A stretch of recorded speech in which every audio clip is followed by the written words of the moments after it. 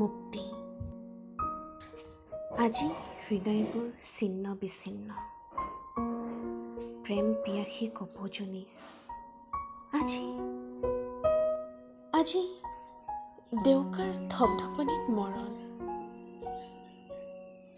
মাতাল মনৰ উত্তাল পৰিণাম। চৌদিশে মাথো পাঞ্চনাৰ গুণগুণ, চকুলোৰে ৰিক্ত কৰিব খোজা মৰম সাগৰৰ খলকনি।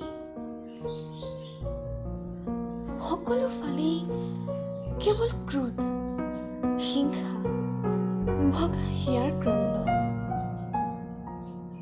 মত বিৰোধ, বিশ্বাসঘাতকতাৰ আধিপত্য বিস্তাৰ।